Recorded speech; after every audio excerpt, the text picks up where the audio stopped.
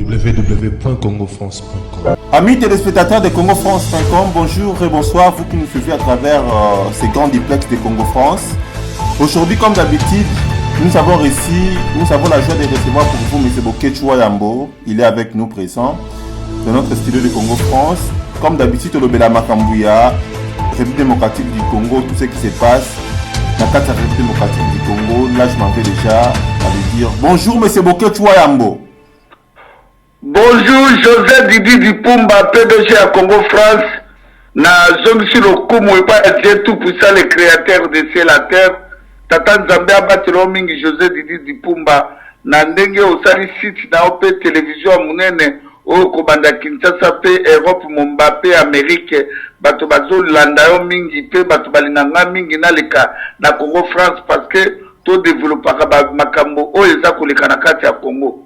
Nazongi sur le kumu nanga et pas Seigneur Jésus-Christ, RDC, les rois du Congo, conducteur à peuple congolais pour na 4 coins à Congo, bayamba Yesu Masia, lokola mobiki ici, ya peuple congolais, yango toza kubele la Yesu Masia, yena papa ba pesa peuple congolais deuxième chance, lokola ba pesa kabiso première chance, le 4 janvier 1959. Yango na yeko zongi sur le kumu et pas papa Kimbangu, wa nyoko makit na prison ya Boma, nyoko makit na prison ya Ndolo, pe na 1921 bakangaki papa Kimbangu, asalaki 30 ans ya prison na kata Katanga.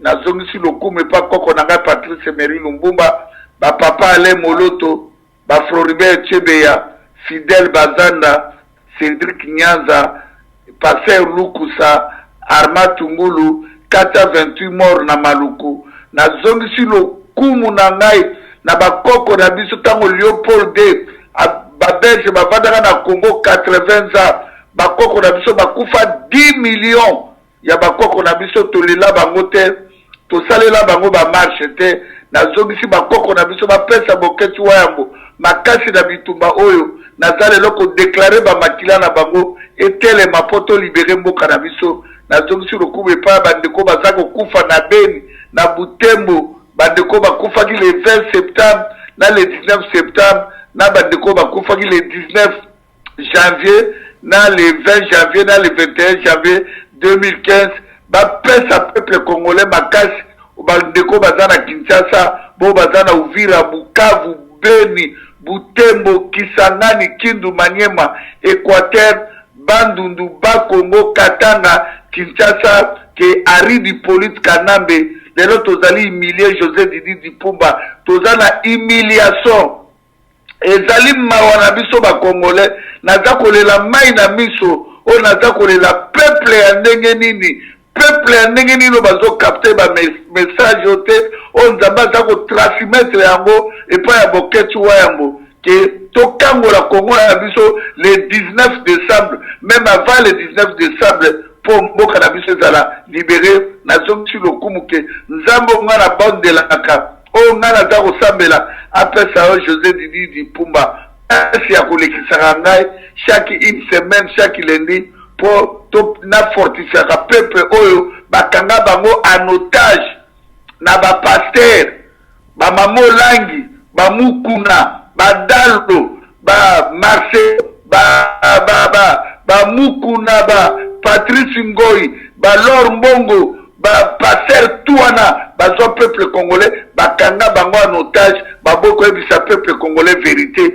les autres monde complot à Mounene, oh, musicien, Kobana Werera, Jibira, Kofira, Mona peuple congoloka Nyama, même Fourmi, même Poukou, même Niao, même Mboa, l'équipe peuple congolais la valeur, Yawanga Boketchwa Yambo. Na ye na vérité José Didi Dipumba pour kokambola milimo ya bato bakangami na ba esclave ya kofukamela ka ba politicien basali ba pouvoir au moins 1960 batikeli kopesa peuple congolais ata maite ata kurate le peuple congolais komi moto pamba Congolais komi moto pamba bendie bazoboma ba congolais ba chinois bazoboma ba congolais ba libanais bazoboma ba congolais lelo ezali mawa José Didi Pumba, il y a mon azo sur le commandant Baba Telayo, azo sur la question réponse.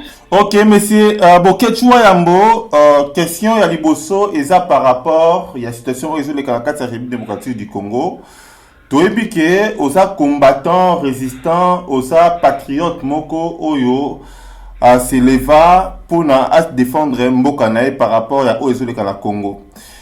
Tomoni sommaire il y a Angola, comment est-ce que pays où il y a pays d'Afrique et Sangana qui pour na koyeba kovanda la situation à la République démocratique du Congo par rapport il y a dialogue où il y a qui na mesekojo to moni ki ba maintenir dialogue wa na kati ya République démocratique du Congo to mona le 5 novembre meeting ya rassemblement ya Tshisekedi to moni sous ce groupe il y a rassemblement basengi deuxième dialogue et puis to beta sous masolo il y a Honoré Ngwanda comment est-ce que et pourquoi azo continuer toujours combat na est-ce que azo say la ngop mandenge peuple congolais sengi Honoré Ngwanda a say la ngop sa ndenge réalité peut-être moi démission il y a monsieur Jean-Jacques a démissionné na banque pour un détournement ya mbongo ya seni et puis to lobela pe les sous makambu ya 19 décembre 2016 makamni ko likakata RDC mais c'est beaucoup de choix yambo première question ça par rapport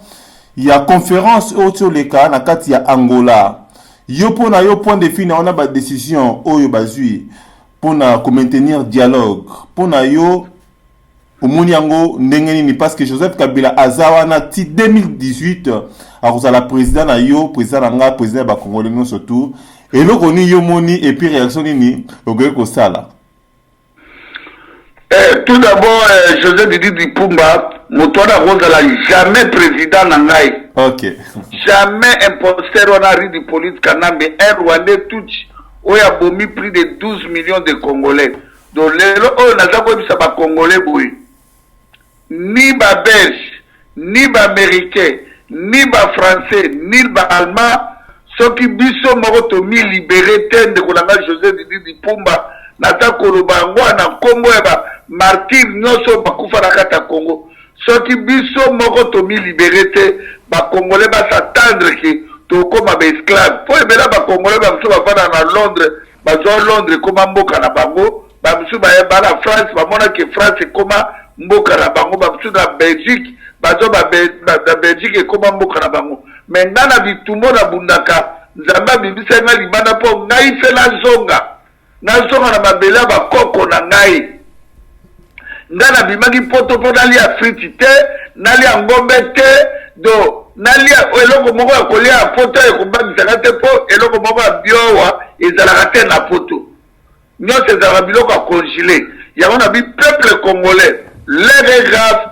situation eza catastrophe sommet oyo tomoni grand dictateur Edouard Santos na Sassou Nguesso mais Sassou Nguesso Edouard Santos wana oyo aza kosoutenir imposteur ndeko nanga José Didi Dipumba mais pétrole ya Mwanda ya Angola nana zwa yango lelo tozomona ba Arabie Saoudite tozomona Libye ena richesse moko ka pétrole mais tala ndenge Kadhafi atongaki Libye tala ndenge Arabie Saoudite ezali likolo ya pétrole Iran likolo ya pétrole nayebi te naloba na modèle nini pour peuple congolais ba comprendre ba message oyo mais lelo richesse ya Congo ekoma na maboko ya Edouard Santos soko ozwi Sassou pa azozwa ye richesse ozwi Zuma président ya Afrique du Sud barrage ya Inga ekoma ya ye Zuma zwa likamba kokamwa barrage ya Inga o Mobutu atalaka yango pour l'intérêt ya nation lelo koma bazwa yango batekela Inga Afrique du Sud nayebi te si toza na planète nini soki na mboka nini mpo naloba makambo ya pasi ya humiliation soko ozwi Kagame gaz metal oyo eza na Lac Kivu exploitaka yango na Balma Kagame aza koexploite lelo Rwanda ekomi premier producteur ya coltan dans l'état bana mabela coltan te na kata Lac Kivu na ngambo ya Rwanda gaz ezalaka te mais le Rwanda ekomi premier producteur ya coltan premier producteur il y a diamant, premier producteur il y a gaz. Quelle sorte il y a humiliation au ba Congolais ba vandi baza ko s'embrouiller Congo ekei ba botoli biso ba richesse à Congo.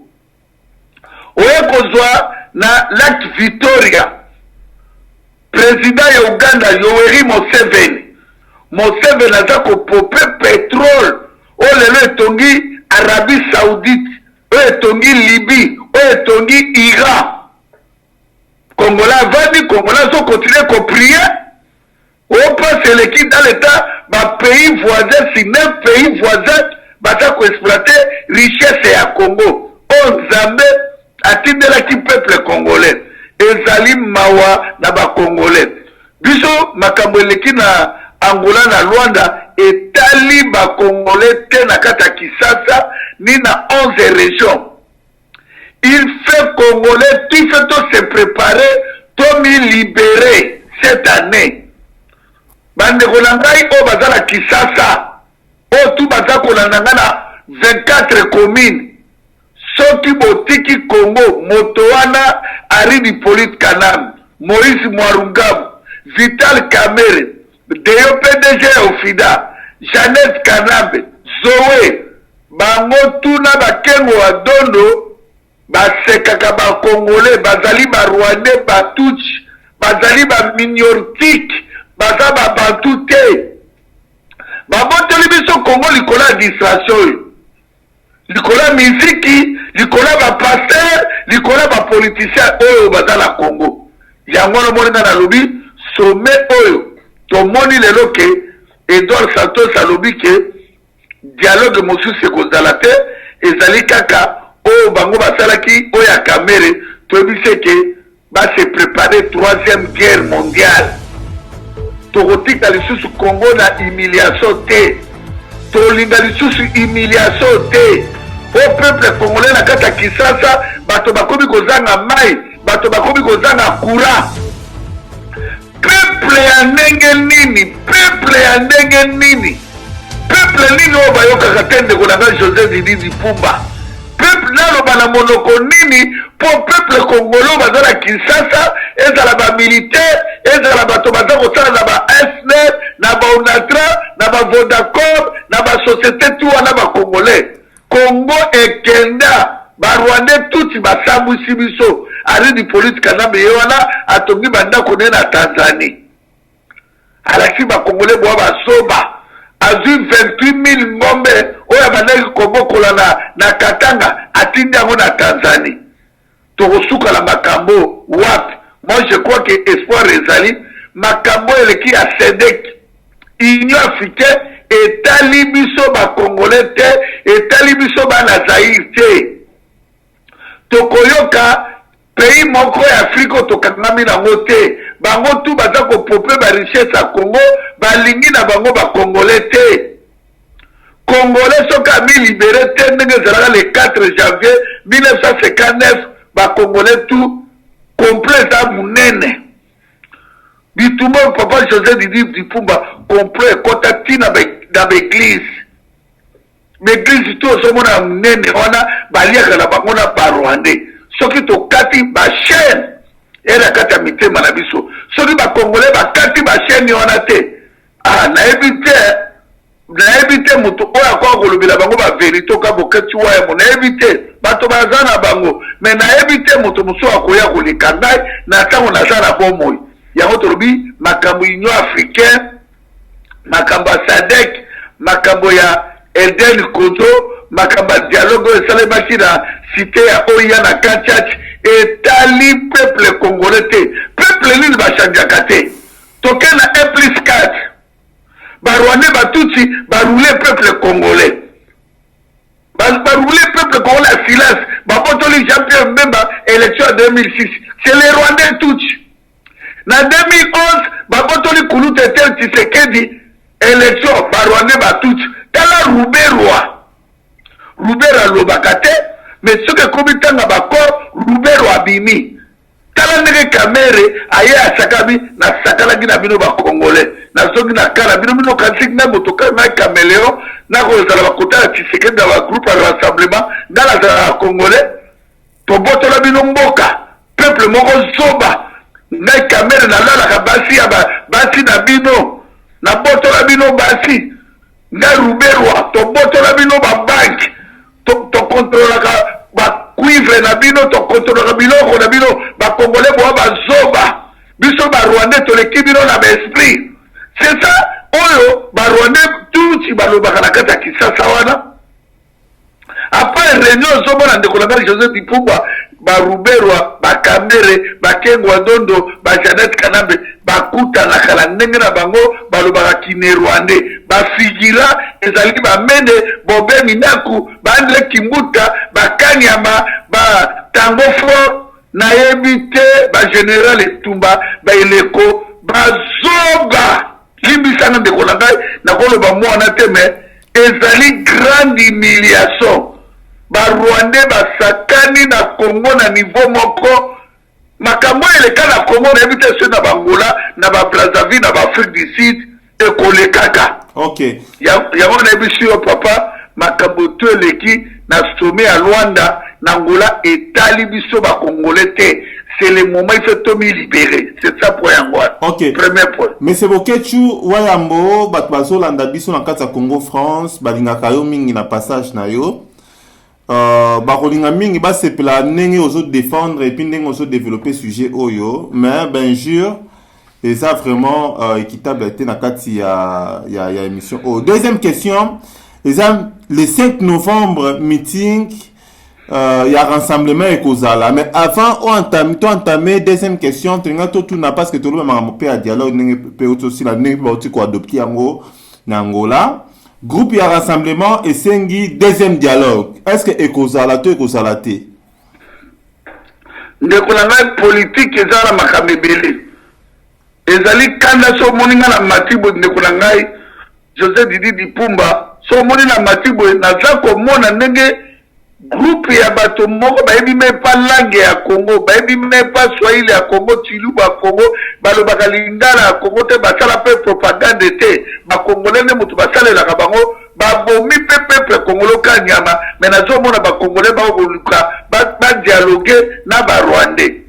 Moi je crois que politique ezolekana ezali politique ezali mbele ya mino mibale soki groupe ya rassemblement basengi deuxième dialogue bayebi eloko nini bango baosenga mais biso tozala mpona makambo ya deuxième dialogue te biso tozala makambo ya départ ya occupation mais lokola nazali membre ya rassemblement tozotala bango baza kosala. Moi je crois que na village tokoti dialogue kulutu Tshisekedi na groupe ya rassemblement bazoluka basala mpona babengana kanambe mpo balingi te kanambe azala na tête ya pays lisusu noma ezala ou bien ezala te peuple congolais bazwi dessin ya mboka wana en main. Moi je crois que le Congo sera libéré par nous-mêmes les Congolais. Okay. Toute l'intervention ya pays moko ya Afrique wana te basekla biso ndenge tozali en secret okay. Na ba 9 pays wana oyo ezingami tout autour na biso okay, yango nga nalobi ke naza kosoutenir groupe ya rassemblement na baide na bango mpo bango bazali les seuls oyo lelo peuple congolais bapesi bango confiance okay. Et puis tolandaki le 5 novembre ezali grand meeting tozosenga bato tout babima bato il fait babima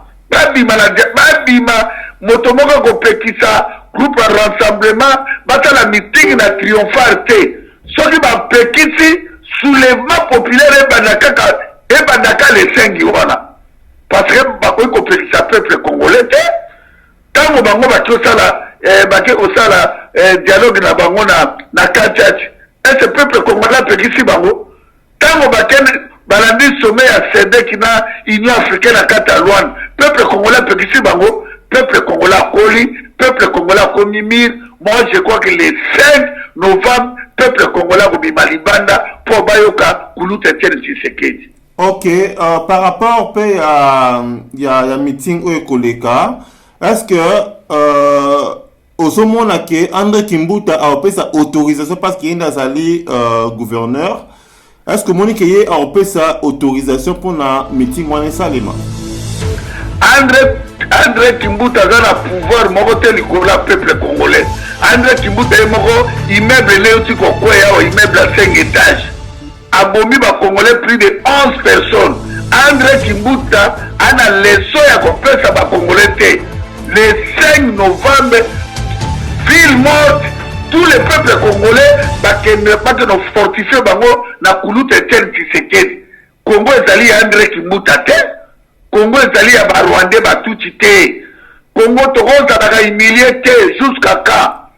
Yango na lobi makambo ya André Kimbuta ana pouvoir moko te. Même pas une seconde de pouvoir ya kopekisa kulu Tshisekedi atala meeting na kata boulevard triomphal na kota stade Martin Stade Kamanyola. Les 5 ba congolais partout ba bimandenge ba bimaka pona bayoka message oyo e ko fortifier bango. Okay. André Kimbuta na pouvoir wana te. Ok, par rapport ya combat oyo bozo sala mais c'est boké chwa yambo na kata diaspora parce que toyebi ke combat ezo bundama partout na Londres, na Paris, na Belgique, na France, partout au monde au ba congolais bazo bunda pona mboka na bango. Maintenant toyeba par rapport ya combat oyo Honoré Ngwanda zo bundela yo otali oyo kakae oyebi asa congolais asa muto peut-être bokopera pe. Est-ce que combat oyo yazo mené côté lemela surtout rassemblement au moni yango combat eza malamu to eza combat moko eza mabe? Ndeko na nga José Didi Dipumba PDG ya Congo France. Honoré Ngwanda a travaillaka na ba Rwandais na tina lobi yango 1000 fois. Honoré Ngwanda tika ko dénoncer Kengo Adondo te. Honoré Ngwanda dénoncer mokolo wa pombo te, bale ya tundu te. Honoré Ngwanda tikala ko attaquer Kalev te. Honoré Ngwanda ataka Mugalo te. Honoré Ngwanda ataka kaka Tshisekedi na Boketsu. Honoré Ngwanda tikala jamais ko attaquer ba Kengo Adondo parce que Honoré Ngwanda aliaka na bango. Honoré Ngwanda zo mbongo epaya Museveni. Yo Honoré Ngwanda azo mbongo epaya président Biange babunda kutu bitumba na Guinée équatoriale kuna na hotel bawela mbongo alibera Congo. Honoré Ngwanda zo mbongo na Gabon. Honoré Ngwanda zo mbongo partout na ba Congo Brazzaville pa Kadhafi azo ba mbongo asala ngonini. Honoré Ngwanda il travaille avec ces mecs na ye ba Rwandais pour Honoré Ngwanda pa azalaki na mwasi ya Rwandais. Je crois que ça rappelle moi si ya Honoré ya Rwandaise comme na ye Odette azalaki Rwandaise. Ya momoni Honoré Ngwanda azawa na zosala baje ya kotia peuple congolais na père. Ya obiso tolobi Honoré Ngwanda tika ba aventure na yo to traîne na 1 mois et 19 jours. Soki yozo côté te ake no libérer Congo. Atika makamba kwa takaka groupe la rassemblement. Atana base na Kisasa te, ni na Équateur, ni na Bas Congo. Atika lokuta et puis nai José Didi Dipumba na makaka motote mais na banga ka motote. Ngala sako lobela Congo. Honoré Ngwanda atikala komona ngana bureau na été. Na yebi été. Amona ngai te. Tanga zo attaquer groupe de rassemblement biso tozingi ba politicien masangana ya boya lisanga zo sala voix solo atika ya lo batike atina ki bato na ye na les 4 solide au conclave selemaki na siège ya IDPS pour la atina ki bato na ye te na kati kuna bakolo mona makambo ezalaki na dialogue ya ba Rwandais na monologue. Honoré Ngwanda azana mwasi na ye ya Rwandaise Odette. Mwasi le musupa zala na kitambo akufa supe mutaboma e comme ne Georgine o bado vana na kitambo. Batuli musupa ole kana baso finga ngaye José Didi Dipumba. Na so landa te. O ngana sali mwana moko Ngwanda kosala ngote. O ngana sali na bitumba oyo mwana moko ya Ngwanda kosala yango te. Meme mwana na ye Tati Ngwanda oyo avandaka na Canada kuna akolandaka basi ya baisien basakana na ngai te. O comprendre? nga nazolobela makambo ya Congo. Honoré Mwanda c'est la distraction. Honoré Mwanda c'est la distraction. Même un journaliste ne moko bazwi wana azokataka biso bango leka lisusu epa na ye. Ok. Monsieur Boketwa Yambo, tozo koma na suka par rapport ya émission na biso oyo tobengango les grands duplex. Et les canards toujours na kata congofrance.com batu bazolanda biso ebele babengaka biso par rapport ya ba réaction na yo. Et puis ba suggéraka biso pe par rapport ya ba émission na biso comment est-ce que tout ça est là ka. Teo komona monsieur Jean-Jacques a démissionné na banque à Monaki a constaté qui par rapport à détournement, il y a mbongo oyo ba détourner mbongo oyo il fallait ba organiser ba élection à Kata Congo mbongo wana ba ko détourner yango to ngato ba un point de vue na yo et puis sur ça la information par rapport na détournement wana oyo bisa bat news to bolanda biso na Kata Congo France.com ndeko na ngobi mona wana ya makambo nzambe Jean-Jacques Lumbumba atana makila ya Patrice Emery Lumbumba mbongo wana ba détourner wana banque wana ezali basala yango ba camarade bazowe na ba camarade ya Aridi Police Kanam o babadaki koteka komema mbisi na Tanzanie. Donc Kanam bazo ba camarade ne nyonso o babadaki komema mbisi o babadaki koteka soki nini azo bango atia bango na ba banque mbongo wana tango bazolo bake moyen apesa mbongo ya élection. Oui, Zalaki Babaki dans 2012, 250 millions, 2013, 250 millions, 2014, 250 millions, Mbongo wana, Kune Komi Sadaka, Jean-Jacques Lumbumba, Makila ya Patrice Emery Lumbumba, au héros national, atikala jamais qu'on trahisse Mboka wana. Mais mende, mon exemple. Bakike mulu baba mon exemple. Bon maybe inaku ba mon exemple. Mwana muke a démissionné pour moni magui ya mbongo ezo salema na banque. Ese bango ba démissionnaka. Mono na mati pavio azupe ba document na pesa mo madame Blackman au journal le soir. Ça c'est un homme, ça c'est Lumbumba. Ça c'est les patriotes. Les sang de Lumbumba. C'est ça bateau biso tolingi bango wana mota démissionna kalaka lunda bulul osomala ko na démissionna que mo donne zo la poste à premier ministre ba presaï en tout cas ezali mawa na ba congolais ba bimisi ba millions ba 1,5 million dans l'état peuple congolais zo kufa na mai ya pamba to na fleuve Congo. Réserve mai ezali na monde moma réserve mai ezali na Congo mais Congolais azozanga mai na Kisasa Congolais azozanga courant mais mono na Jean-Jacques Lumbumba il faut qu'on félicite bravo na félicite nana kozwa exemple ya ndenge wana ya mono na a démissionné pe a démontré dans mon climat que botala bato bayaki pour na Congo te bato bayaki ne ko boma peuple congolais monana c'est Lumbumba c'est Lumbumba yango na lobi que peuple congolais dessin à Congo ezala maboko ya Ngula te ya Congo Brazzaville te ya Uganda te ya Zambie te ya Rwanda te ya Centrafrique te destin ya peuple congolais ezala ba politicien moko te Congo ezali na maboko ya biso ba congolais. C'est le moment ya Tomi libéré le 19 décembre un grand soulèvement populaire pour tout chasser ba Rwandais sur ba tiré na mbokana. Combien de morts bato ba kufi na Congo pour la deuxième guerre mondiale 40 à 45. OK. Dernière question, M. Boketwa Yambo, et ça par rapport, il y a le 19 décembre. Tu as dit que le 19 décembre, Mboka, Batubazo Senga Kimia, Batubazo Senga, vraiment que les Congolais, Bazo Senga Mingi Kimia, même na côté à majorité, même côté à opposition.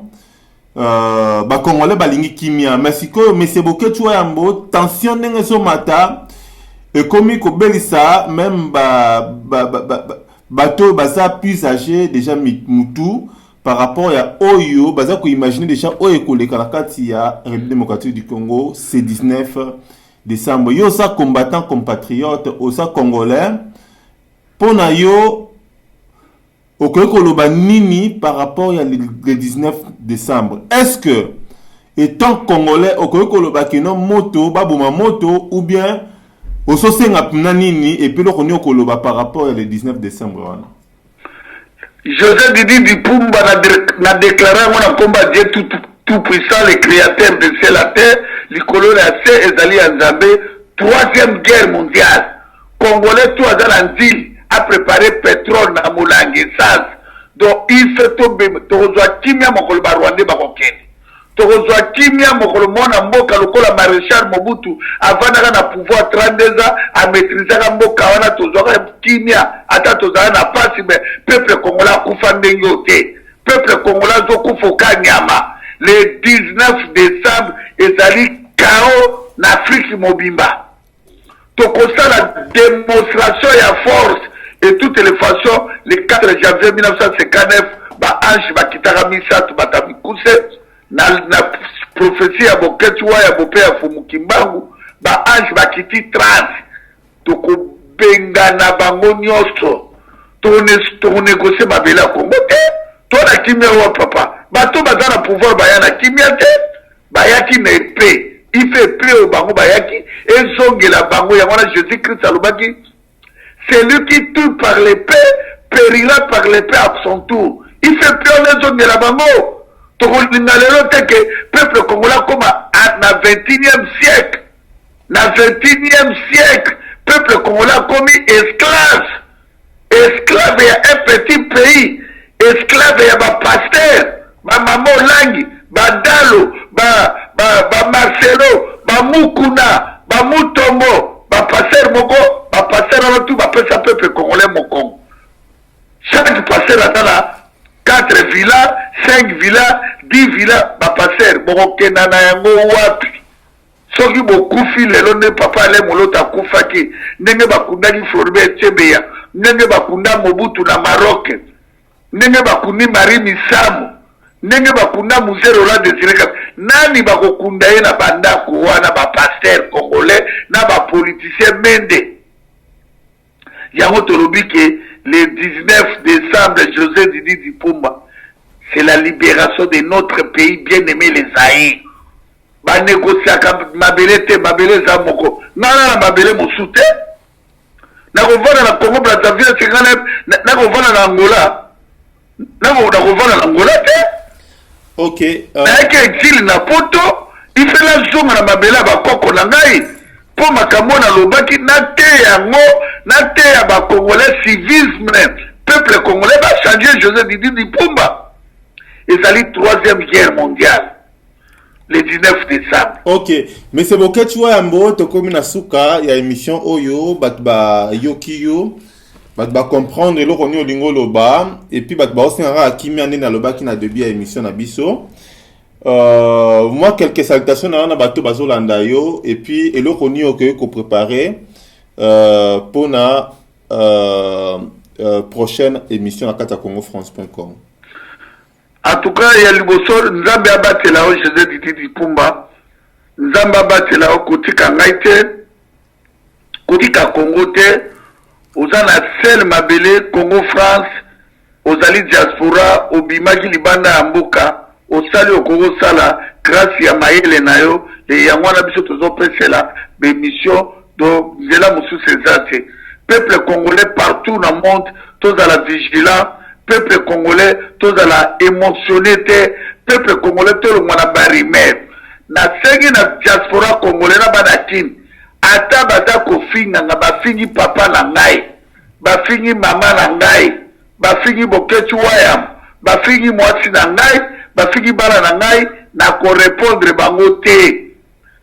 Na yaki na bana na ngai na poto José Didi Dipumba, bango tu batana ba université on a bomba ka mwasi na ngate na bomba ka papa na ngate na uti na famille na sans griffe papa na ngate plombier kozala plombier za mabete José Didi Dipumba yo zara na France na kata ndako na soko ozangi mai na kata salle de bain yo sukola papa na ngate zalaki mayele yango mayela papa na nga na zuango lelo o nga na sali lelo na uti na mona oyo abotami na kata ndako ya poto pe ya ndele lelo na défense des nations bato mosusu bafaire attention na boketu oyo makambo nga na zoloba batata na bazokosa peuple congolais bana na bango bakotikala kosala yango te yango nalobi peuple congolais bazala vigilant peuple congolais bavivre na barimer te peuple congolais na unité nde tokoganye bitumba biso tu tozala nsima ya groupe ya rassemblement